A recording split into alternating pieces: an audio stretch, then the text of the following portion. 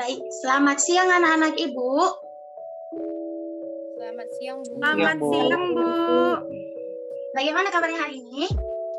Baik, Bu. Baik, Baik. Bu. Baik ya, berarti semua dalam keadaan sehat ya anak-anak Ibu. Nah, sekarang kita akan memulai pembelajaran kita pada hari ini. Nah, sebelum itu Ibu pengen absen dulu ya anak-anak Ibu yang ada di Zoom ini. Mary? Bu. Nanda? Hadir, Bu. Nalita? Nalita, halo Nalita. Mana ini Nalita ini? Mungkin lagi ini ya, lagi sibuk ya. Nurah Ija mana? Hadir Bu. Inta? Hadir Bu. Putri? Hadir, Bu. Ramita? Hadir Bu. Lut? Lut, halo Lut. Saya Bu. Ya, Sardo? Hadir, Bu. Satika? Hadir Bu. Cindy? Cindy? Hadir Bu. Jihan? Saya Bu. Ya, ada anak-anak yang belum dipanggil namanya? Boleh tanya kalau belum ada yang dipanggil? Atau mungkin Ibu terlewat tadi kan? Kayaknya udah semua ya, udah semua lainnya hadir. Yaudah, langsung aja kita mulai pembelajaran kita ya anak-anak. Tapi sebelum itu, kita harus memulai pembelajaran kita itu dengan doa ya. Sebelum Ibu tunjuk apa ada anak-anak Ibu yang pengen memimpin doa untuk pembelajaran kita siang hari ini. Kalau nggak ada Ibu tunjuk ya. Yaudah, Ibu mau Nanda deh. Nanda, coba buat dong doa kita. Baik, Bu. Sebelum kita memulai pembelajaran kita, mari kita berdoa menurut kepercayaan kita masing-masing. Doa dimulai. Doa selesai, saya kembalikan, Bu. Ya, terima kasih ya Nanda. Nah, sekarang Ibu share screen dulu ya sebentar.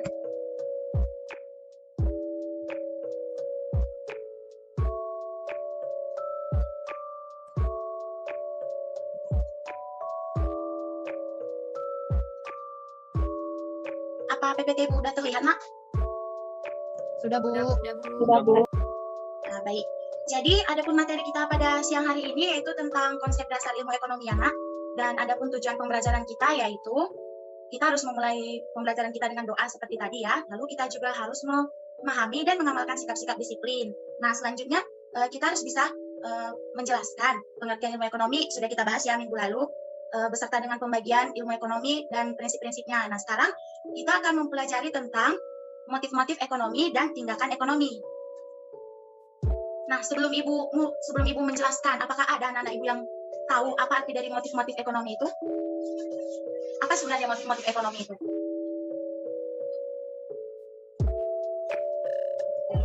Nah, jadi motif-motif ekonomi itu merupakan segala sesuatu yang mendorong manusia melakukan tindakan ekonomi. Nah, jadi sekarang Ibu mau tanya, apa-apa saja pembagian dari motif ekonomi ini? Ada yang tahu?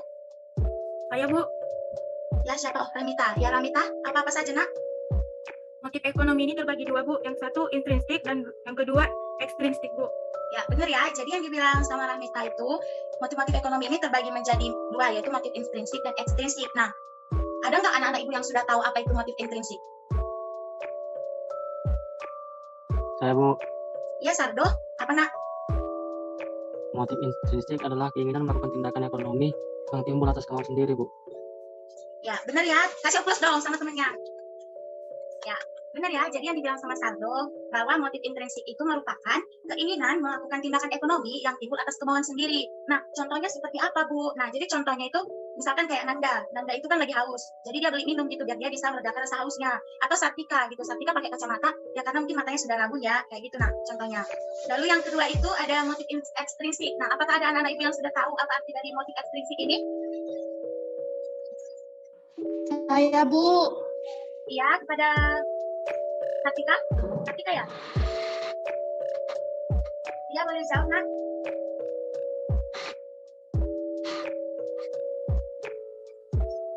Halo, Orang lain, Bu. Halo, Bu. Iya, jawab, Nak. Iya, apa Nak artinya?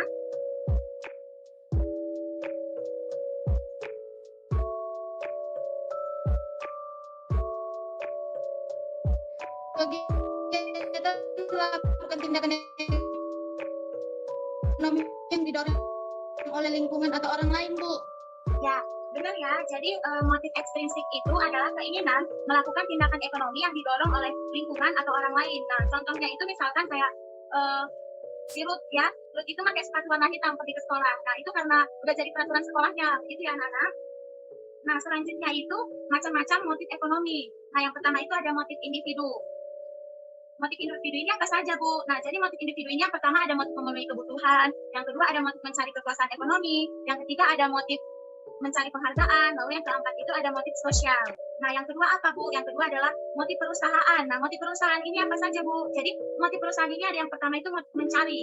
Nah, yang kedua yaitu motif menghasilkan produk tertentu dengan biaya seminimal mungkin. Nah, yang ketiga apa, Bu? Yang ketiga yaitu motif menjaga kelangsungan hidup perusahaan.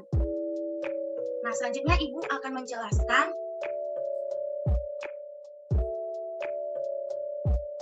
tentang tindakan ekonomi. Nah, mendengar kata tindakan ekonomi ini, apakah ada anak-anak Ibu yang sudah tahu artinya? Yang tahu boleh angkat tangan ya. Saya, Bu. Ya, Nur Halizah, boleh nak dijawab? Ekonomi itu adalah manusia yang didorong oleh usaha memenuhi kebutuhan fisik untuk mencapai kemakmuran. Suatu tindakan dikatakan sebagai tindakan ekonomi apabila tindakan tersebut dilakukan dengan mempertimbangkan antara pengorbanan dan hasil, serta dapat melakukan pilihan yang tepat dalam memenuhi kebutuhan, mana yang harus didahulukan dan yang sesuai dengan kemampuannya. Sekian, Bu. Ya, benar. Kasih aplaus dong sama Nur Halizah. Ya, jadi benar ya, tindakan ekonomi itu merupakan tindakan manusia yang didorong oleh usaha memenuhi kebutuhan fisik untuk mencapai kemakmuran suatu tindakan. Dikatakan sebagai tindakan ekonomi apabila tindakan tersebut dilakukan dengan mempertimbangkan antara pengorbanan dan hasil, serta dapat melakukan pilihan yang tepat dalam memenuhi kebutuhan, di mana yang harus didahulukan dan disesuaikan dengan kemampuannya. Nah, sampai sini anak-anak Ibu paham? Paham, Bu. Paham, nak? Paham? Kurang semangat, dijawab dong. Paham, Bu. Paham, Bu. Ya, ini fokus ya, soalnya nanti Ibu di akhir pembelajaran akan menyediakan kuis untuk 5 orang tercepat ya. Jadi nanti untuk anak-anak Ibu yang bisa menjawab kuis, nanti Ibu tambah nilainya, Ibu kasih nilai A+, terus Ibu ringankan tugasnya ya. Nah, selanjutnya itu ada perilaku dari tindakan ekonomi. Nah, apa saja, Bu, perilaku dari tindakan ekonomi ini? Jadi perilakunya itu yang pertama ada tindakan ekonomi perorangan. Nah, apakah ada anak-anak yang sudah tahu apa ini tindakan ekonomi perorangan?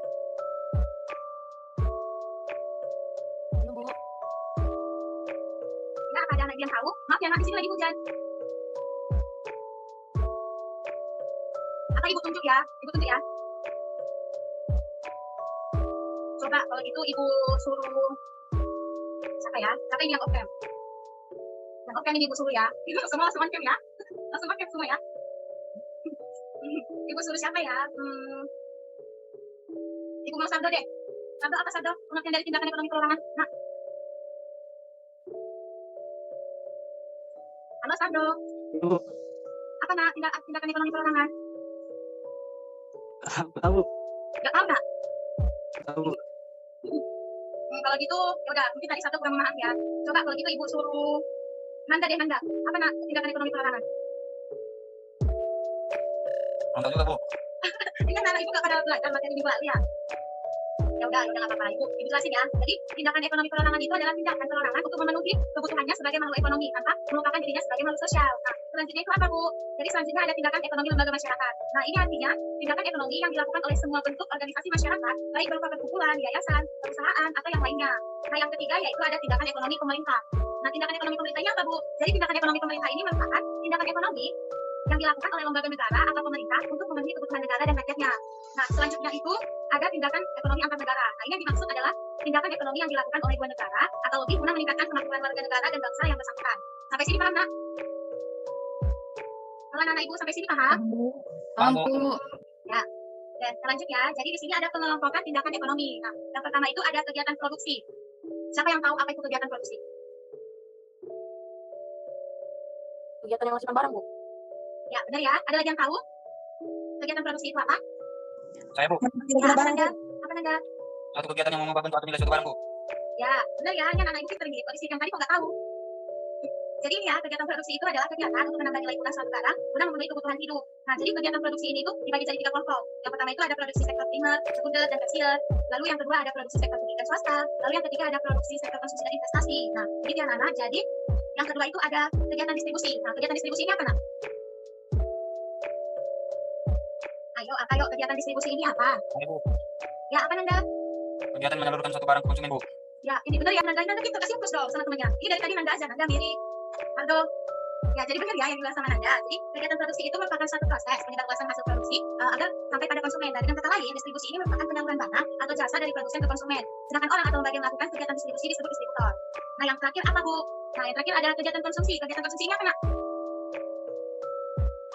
Ayo, apa yuk? Menggunakan barang Bu atau jasa. Ya, benar. Nah, kan benar kan dari sama Nanda jadi dari tadi yang lain. Ayo. Apa? Dijawab dong. Nanti ini yang off-cam ibu tanya ya. Ibu suruh menyimpulkan nanti yang off-cam ini. Ada lagi yang tahu, Nak, apa itu kegiatan konsumsi? Ya, jadi benar ya yang dibilang sama Nelly. Jadi kegiatan konsumsi ini merupakan kegiatan untuk menggunakan atau memakai atau menikmati barang dan jasa secara berangsur-angsur atau habis sekali pakai. Nah, konsumsi ini dapat diartikan juga sebagai kegiatan mengurangi nilai guna suatu barang atau jasa. Nah, jadi ada pun tindakan-tindakan yang perlu dilakukan konsumen adalah yang pertama itu menyusun prioritas pemenuhan kebutuhan. Lalu yang kedua ada membeli barang dengan harga sesuai dengan kemampuan. Lalu yang ketiga ada menghemat sebagian pendapatan yang diperoleh. Begitu ya, Nana? Nah, sampai sini materi kita. Ada yang kurang paham? Ada yang mau ditanyakan? Ada anak-anak? Tidak ada? Tidak ada, Bu. Ya.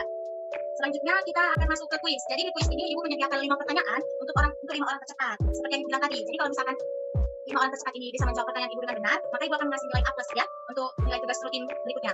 Jadi pertanyaan pertama, apa yang dimaksud dengan motif intrinsik? Saya, Bu. Ya, Nur Halija, boleh dijawab, Nak? Jadi, Bu, menurut saya motif intrinsik itu adalah keinginan melakukan tindakan ekonomi yang timbul atas kemauan sendiri, Bu. Ya, benar ya yang dibilang sama Nur Halija. Kasih A+ dong. Ini anak-anak Ibu sebenarnya pada pintar-pintar, tapi mungkin karena jam tinggi ya, udah pada lapar ya. Ya, pertanyaan kedua, sebutkan 4 macam motif-motif ekonomi. Bu, saya Bu, Ya, siapa itu? Oh, Sardo. Sardo lagi ya. Apa Sardo? macam-macam motif ekonomi individu, ada motif memenuhi kebutuhan, motif mencari kekuasaan ekonomi, motif mencari penghargaan, dan motif sosial, Bu. Ya, benar ya jawaban Sardo. Kasih A+ lagi dong, biar makin semangat. Ini ada 3 orang tercepat lagi ya. Ibu masih ada 3 pertanyaan lagi. Nah, pertanyaan ketiga, mengapa dalam melakukan tindakan ekonomi harus berpedoman pada prinsip ekonomi? Saya, Bu. Ya, siapa itu, Nak? Pinta, Bu. Ya, bisa jawab, Nak. Apa, Nak?